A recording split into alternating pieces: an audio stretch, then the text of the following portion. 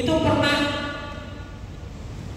mencari, ya, hei, lu jangan ngumpet kepada, dia bilang kepada anaknya Jokowi.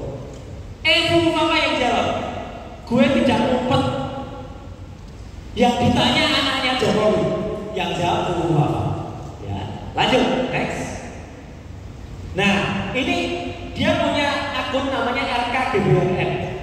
Ditanya nih, RKGBRN, iya kabar. Jadi RKGBRN adalah Gibran. Lanjut, next. Di sini ciri pari adalah juga Gibran, dipastikan oleh akun SCTV. Next. Ciri pari catering. Ini juga aku Raisolog and Raka Gendari. Raka Gendari adalah juga akunnya. Kita catat ada Raka Gendari, ada ciri pari, ada Fufafa. Next. Saya ingin katakan bahwa sebenarnya Indonesia gelap yang hari ini kita rasakan ini adalah buah atau akibat dari kebijakan-kebijakan yang dilakukan di era pemerintahan atau rejim Jokowi. Ada beberapa kebijakan yang sebenarnya membuat Indonesia hari ini menjadi gelap gulita. Saya teringat apa yang dikatakan Thomas Hobbes, the king of the darkness. Apa itu the king of the darkness? Sebenarnya Indonesia bukan mengalami gelap, ya, tapi dia sedang mengalami kegelapan. Kegelapan itu lebih berbahaya daripada gelap. Kenapa? Kalau gelap, kalau kita menerangi dengan lilin, maka gelap itu akan bercahaya dan menjadi terang kembali. Tapi ketika kegelapan terjadi di sebuah negara, maka kita punya daya yang harus besar untuk mengembalikan kegelapan menjadi sebuah terang. Oleh karena itu, apa yang terjadi di Republik yang kita cintai ini adalah sebuah zaman kegelapan seperti yang barusan kami dari Solo, kemudian dari Jogja, sekarang ada di Bandung. Insya Allah minggu depan itu kami ada di Malang dan ada di Surabaya. Jadi adik-adik jangan pernah merasa sendirian. Kita bergerak bersama dan satu, jangan lupa kita tetap berdoa. Kita mohon petunjuk, terutama karena di bulan suci Ramadan yang sangat diberkahi oleh Tuhan Yang Maha Kuasa Allah Subhanahu Wa Taala. Kita tetap minta petunjuk kepada Allah Subhanahu Wa Taala, Tuhan pencipta kita, agar gerakan kita, gerakan yang akan kembalikan Indonesia untuk tidak dalam fase kegelapan akan kembali. Dan kita percaya kita akan berhasil. Merdeka! Merdeka! Terima kasih. Di sini harus berfokus pada substansi tuntutan rakyat. Gerakan Indonesia Gelap kemarin 17 Februari 2025 yang terjadi di seluruh penjuru tanah air itu adalah akumulasi dari para rakyat, dan di sana kita tidak berjuang sendiri, bukan tidak terpisah-pisahkan, tidak terkotak-kotak hanya mahasiswa saja yang bergerak, tidak, kami bergerak bersama dengan seluruh elemen masyarakat sipil di sana. Banyak banget elemen masyarakat yang juga ikut turun ke jalan di Jakarta, di Bandung, di Jogja, di Surabaya, di Malang, bahkan di Pulau Sumatera, Kalimantan, dan seluruh penjuru tanah air semuanya menyuarakan hal yang sama mengenai Indonesia Gelap ini. Gitu. Jadi yang kami tuntut pun juga berfokus pada substansi, dan harapannya pun pemerintah juga menanggapinya substantif gitu. Tuntutan-tuntutan yang kami sampaikan adalah tuntutan yang substantif mengenai kebijakan, mengenai tata kelola pemerintahan, dan harapannya ada evaluasi secara menyeluruh. Mau kabur kemana? Ini negara kita, ini yang kita punya. Mau kabur dari apa kita? Dari Raja Jawa Cungkring yang pangerannya sibuk mencari orang buruk rupa di sekolah-sekolah untuk dipotong rambutnya. Mau lari dari siapa kita? Dari Raja omong-omong yang suara pidatonya menggelegar tapi aksinya kurang. Kita tidak ada pilihan. Ini republik kita.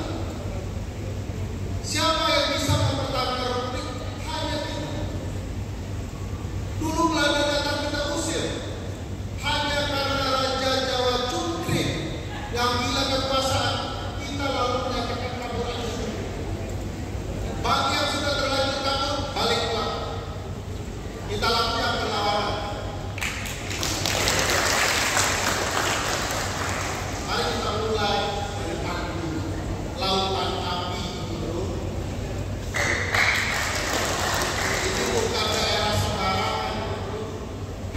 Dan satu poin kawan yang ingin saya sampaikan, bila Republik ini ingin berubah, jangan menggantungkan harapan kawan kepada orang lain. Jangan menggantungkan harapan kawan pada saya, tapi gantungkan harapan kawan kepada diri kawan sendiri untuk turun ke jalan bersama kita rakyat Indonesia. Soeharto jatuh, rakyat meminta beliau untuk diadili. Pada saat itu sulit sekali karena jadi presiden hari ini.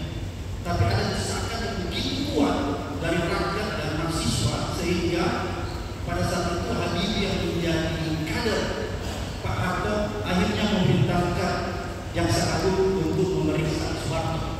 Walaupun memang pada akhirnya Soeharto tidak pernah bisa diadili secara faktual karena dia mengidap penyakit permanen yang tidak boleh mengalami persidangan. Pada akhirnya tapi apa yang ingin saya katakan bahwa ternyata kalau ada desakan, ada gerakan yang kuat dilakukan oleh rakyat dan mahasiswa, maka sesuatu yang tidak mungkin itu bisa menjadi mungkin. Sekarang ketika kita mendesak adili Jokowi dan keluarganya, hampir sama ketika zaman Orde Baru. Tidak mungkin Prabowo mau mengadili Jokowi atau keluarganya karena Prabowo sudah bilang hidup Jokowi. Oleh karena itu nyaris tidak mungkin. Tapi gerakan yang kita buat bersama, gerakan yang terus mendorong Indonesia gelap agar Jokowi dan keluarganya diadili.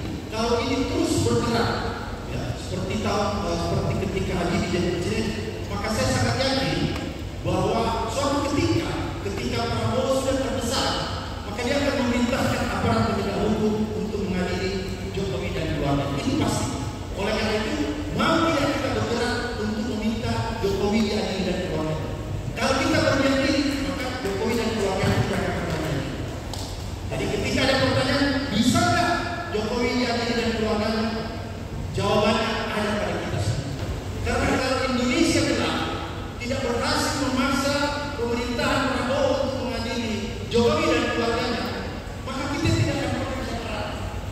Tadi berbagai macam yang disampaikan tidak bahwa ada kebijakan-kebijakan yang luar biasa yang harus diperbaiki, itu menjadi salah satu. Tapi puncak dari keberhasilan Indonesia adalah untuk menjadikan dia terang kembali kalau kita mampu mengadili presiden dan keluarga.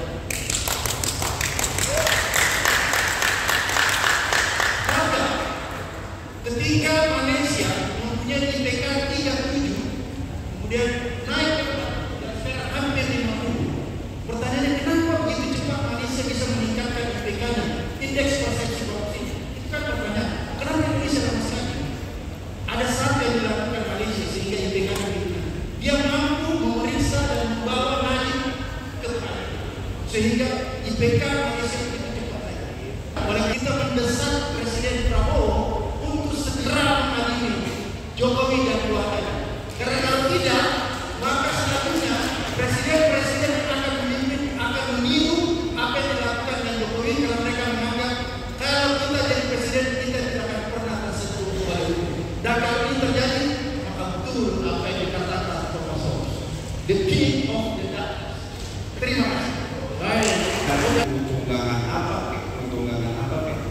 Musuh utamanya adalah kesempatan. Kalau Anda tidak punya kesempatan, sehebat apapun Anda, ya itu cuma orang ngomong, oh lu hebat, lu jago. Gak ada kesempatan apa? Ya akhir-akhirnya juga